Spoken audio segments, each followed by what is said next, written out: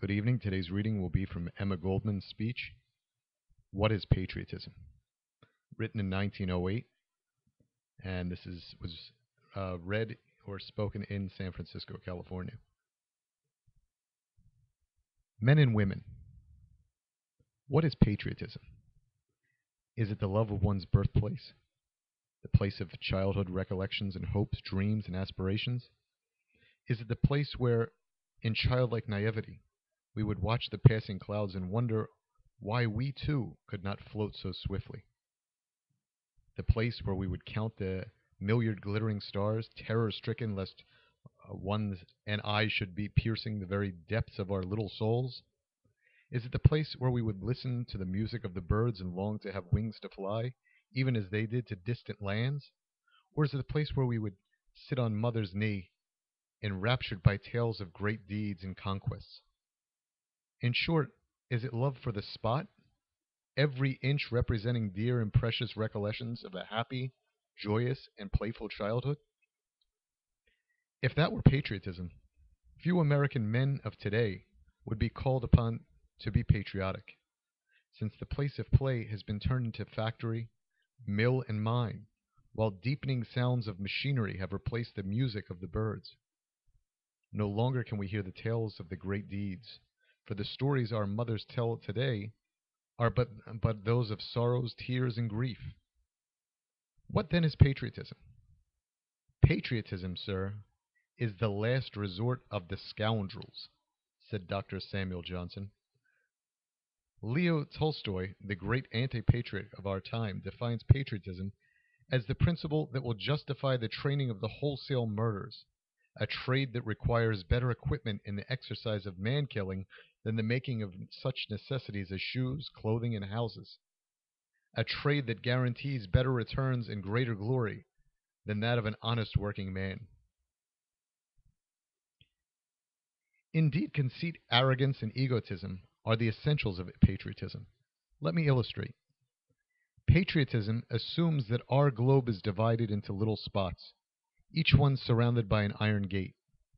Those who have had the fortune of being born in some particular spot consider themselves nobler, better, grander, more intelligent than those living beings inhabiting another spot. It is, therefore, the duty of everyone living on the chosen spot to fight, kill, and die in the attempt to impose his superiority upon all others. The inhabitants of other spots reason in a like manner, of course, with the result that from early infancy, the mind of the child is provided with blood-curdling stories about the Germans, the French, the Italians, the Russians, etc. When the child has reached manhood, he is thoroughly saturated with the belief that he is chosen by the Lord himself to defend the country against the attack or invasion of any foreigner. It is for this purpose that we are clamoring for a greater army and navy, more battleships and ammunition. An army and a navy represent the people's toys. To make them more attractive and acceptable, hundreds and thousands of dollars are being spent for their display toys.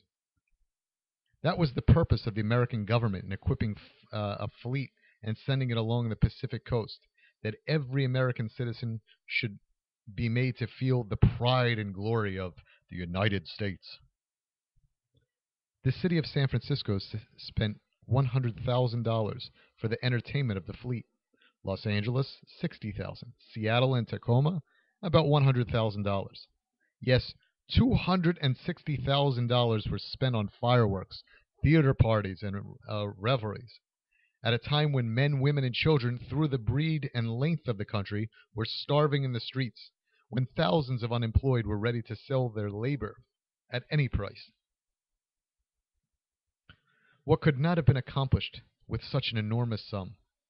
But instead of bread and shelter, the children of those cities were taken to see the fleet, that it may remain, as one newspaper says, quote, a lasting memory for the child, end quote. A wonderful thing to remember, isn't it not? The implements of a civilized slaughter. If the mind of the child is poisoned with such memories, what hope is there for true realization of human brotherhood? We Americans claim to be a peace-loving people. We hate bloodshed. We are opposed to violence. Yet we go into spasms of joy over the possibility of protecting dynamite bombs from flying machines upon helpless citizens. We are ready to hang, electrocute, or lynch anyone who, from economic necessity, will risk his own life in the attempt upon that of some industrial magnate. Yet our hearts swell with pride at the thought that that America is becoming the most powerful nation on the earth, and that she will eventually plant her iron foot on the necks of all other nations. Such is the logic of patriotism. Thinking men and women the world over are beginning to realize that patriotism is too narrow and limited in conception to meet the necessities of our time. The centralization of power has brought into being an international feeling of solidarity among the oppressed nations of the world, a solidarity which represents a greater harmony of interest between the working man of America and his brothers abroad than between American miner and his exploiting compatriot. A solidarity which fears not foreign invasion, because it is bringing all the workers to the point when they will say that their masters, "Go and do your own killing. We have done enough for you."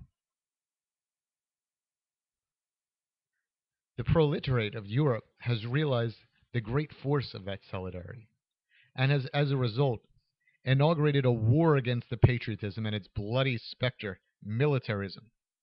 Thousands of men fill the prisons of France, Germany, Russia, and the Scandinavian countries because they dare to defy the ancient superstitions. America will have to follow suit. The spirit of militarism has already permeated all walks of life. Indeed, I am convinced that militarism is a greater danger than anywhere else, a greater danger here than anywhere else, because of the many bribes capitalism holds out to those whom it wishes to destroy. The beginning has already been made in the schools. Children are trained in military tactics, the glory of military achievements extolled in the curriculum, and the youthful mind perverted to suit the government. Further, the youth of the country is appealed to in glaring posters to join the army and the navy. Quote, "A fine chance to see the world," end quote, cries the government luxter. Thus, innocent boys are morally shanghaied into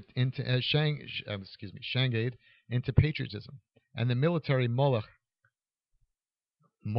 strides conquering through the nations. When will we undermine the patriotic lie? We shall have cleared, when we have undermined the patriotic lie, we shall have cleared the path of the great structure where all shall be united into a universal brotherhood, a truly free society. Written by Emma Goldman, and once again, that is What is Patriotism? And this reading is for Occupy Atlantic City. Thank you, and have a good evening.